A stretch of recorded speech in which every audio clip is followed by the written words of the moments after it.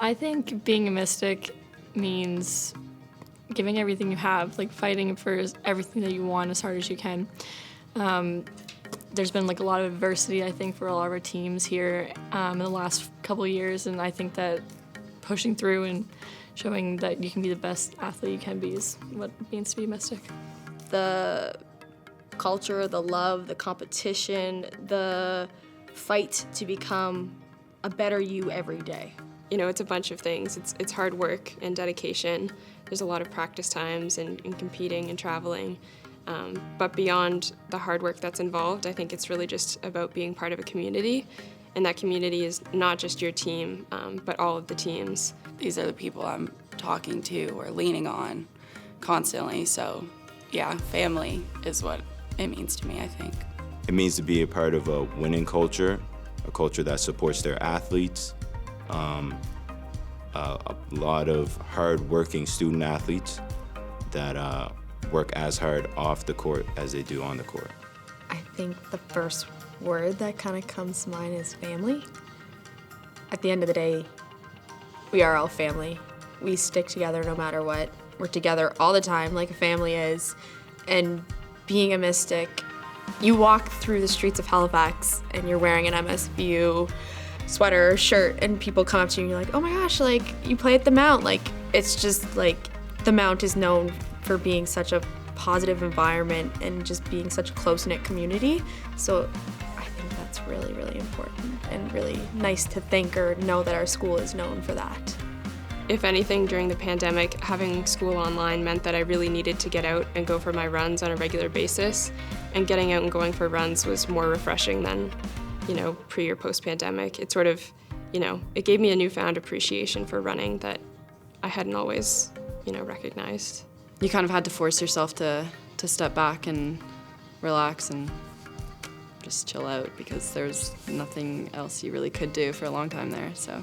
Definitely working out definitely helped, and like it was, I mean, everyone could probably agree that it was hard to stay focused. I just kind of kept in the back of my mind, like, if you do get the chance to play again, like, and like if this is your last year, like you want to be at your best for that last year. Like not, like you do something 100%, and especially in your last year. So I wanted to give my all this year. In a way, the pandemic helped me get to where I am now, but even though it was super challenging. Did a lot of skateboarding. Also got a puppy. My partner and I got a beagle. So yeah, I got a pandemic puppy. She's great. She turns 2 in April, just April 2nd, a few days from today. And took up gardening, which I definitely don't have the greenest thumb, but gave it a good shot, and we're still working on it.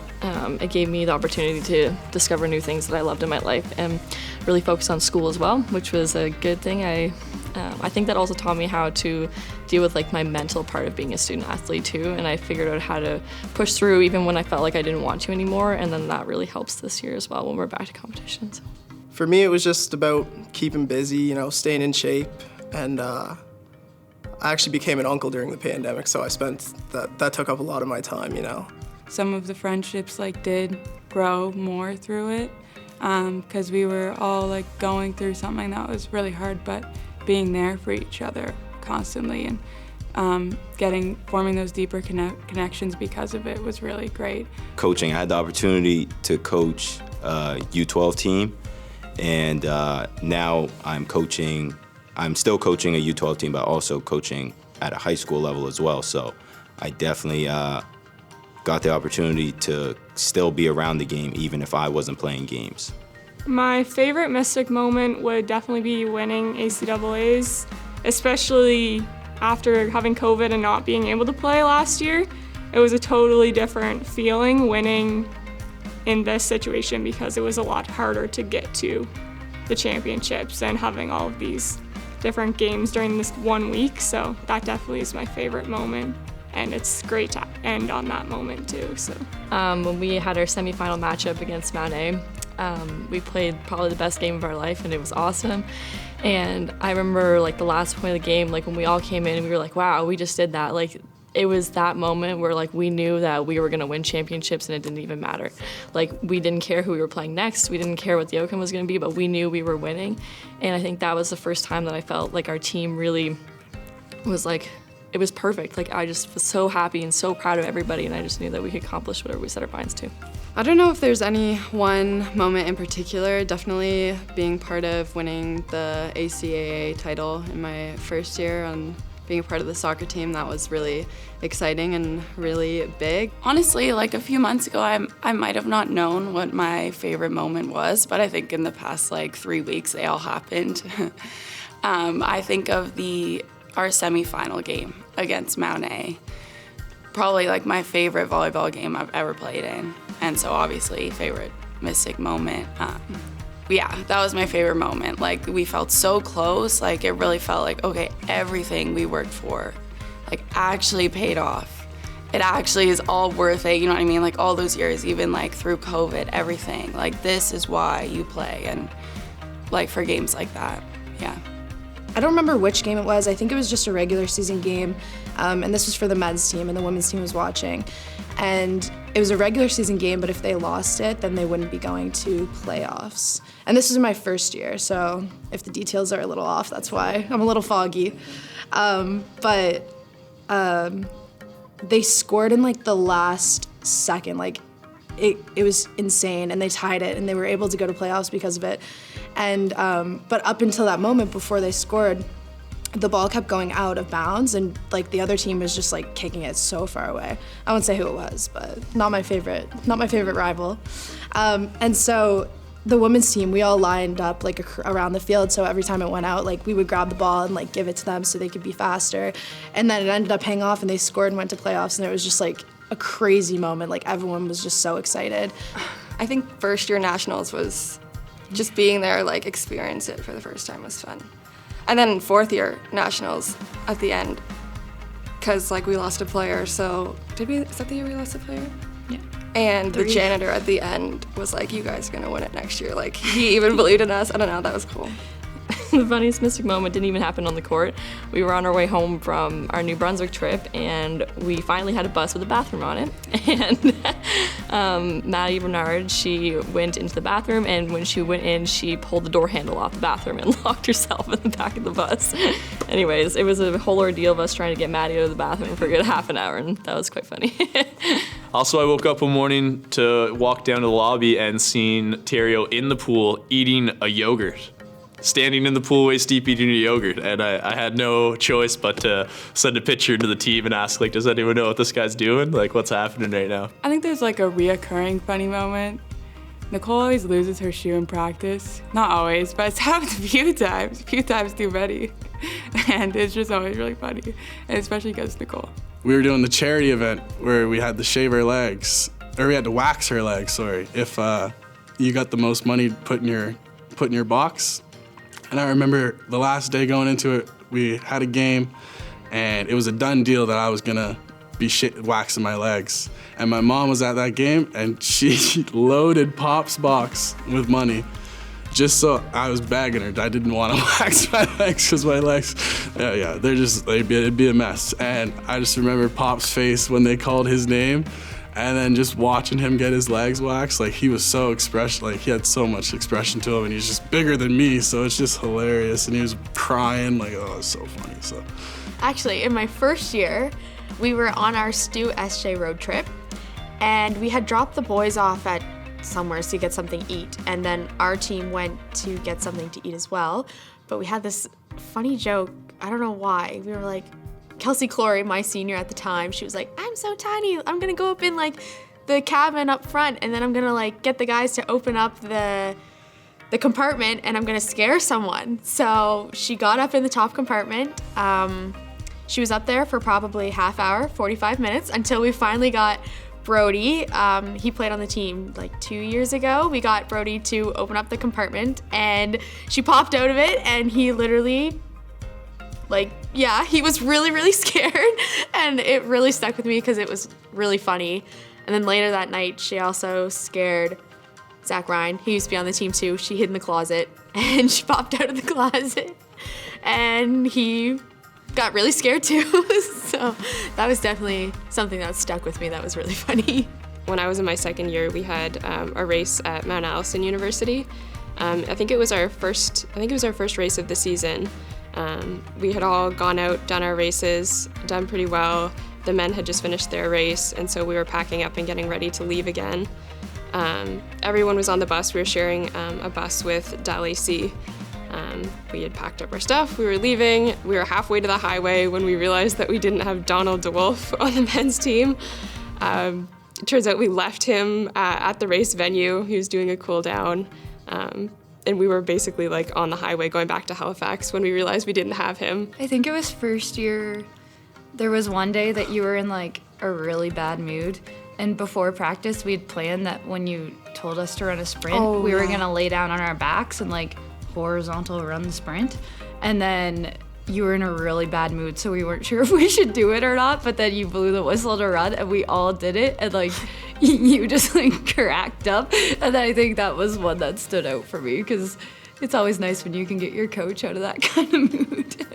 It's pretty brave. Yeah, it was. I think we were like time to talk about it. Yeah, the seniors led the way for that one. I would say my advice to returning players is to just have fun, and don't forget that you're here to have fun. I know, like, when you're in season, everything gets really serious and you're taking it really seriously. And you should. You should want to win. But you should also want to have fun in the process. And, you know, there's nothing wrong with building relationships with your team outside of, you know, practice or games. And, yeah, just make sure you have a good time with it. Play with intent. Play with a purpose. When you show up to the field, play for whatever your goal may be, and then also look at the goal of the collective and see how those two mesh together to allow yourself to play with intent. My advice for returners, you guys now have the target on your back. You got the championship here at home, and it's your job to defend it. So every day, make it count. Don't take it all for granted. You know, it goes by quick, especially with the soccer season. It's a very short season. I would just say enjoy every moment, you know, all the in-betweens, and just play your best. The advice I'd give to my returning players, I mean, they know I don't say too much. I just, but when I do, it's pretty blunt, straight to the point. So, I mean, obviously, you guys are coming in next year and you're gonna, I can't say that. You're gonna win this championship again. And, but obviously don't wait until the second half of the season to start getting on each other and hold each other accountable, because that was probably our biggest weakness at the start of the season, is we just let people get away with whatever they wanted. So, well, I would say just like stick together through the hard times and like go to the skill sessions and do the hour workouts that we're supposed to do. It'll just even help with your confidence, if anything, but also make you a better player. I would say just spend all the time you can with your team. Whether it's on the court getting better or off the court, like go to meal hall together, study together, hang out together. It's the relationships you make with your team is unlike any other relationships you make. So just cherish the time you have with them. I think my only regret is that I wasn't as open and as me as I am now from the start. It's hard to come into a team and like not be shy and not be scared, but everybody is valuable with who they are, and so the more you can let your true personality show and be your true self, the better your team will be for it. Everyone is valuable and their personalities are all valuable on a team, so let it show. Maybe not playing in my second year. I do, like, I regret it, but then I don't, because I know I probably wouldn't be where I am now. But I feel like I definitely missed out on some things that I would have liked to be around for. And, you know, you only have the 4 years to make your memories with your team. And then, you know, I'm probably not going to play soccer after I graduate. So it's kind of like, okay, maybe I did miss out on something there that I wish I could have, you know, taken advantage of when I had the chance. But what can you do? And I had 2 crazy seasons, so you can't really be upset about it. I would say just not shooting the ball when I'm open.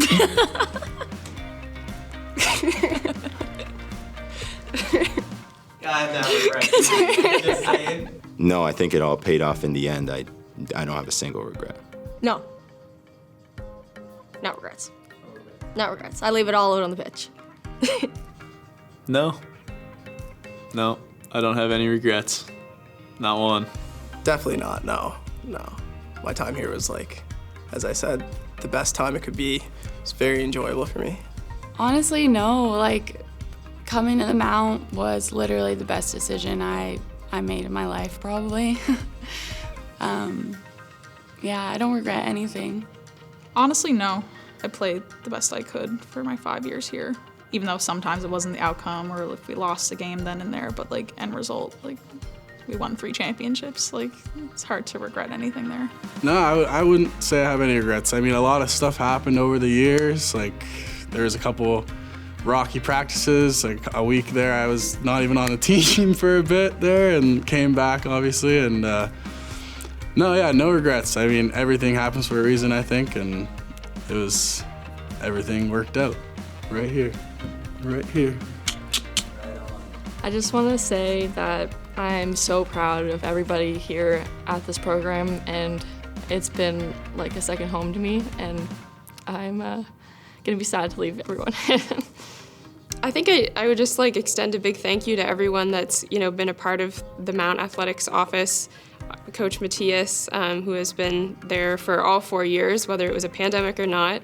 I always say, like, from the time that we sat down to prepare for the first season to the time that we kind of debriefed on the last season, he was always there. He always checked in and always was interested in how things were going, both from a running perspective and also a personal perspective.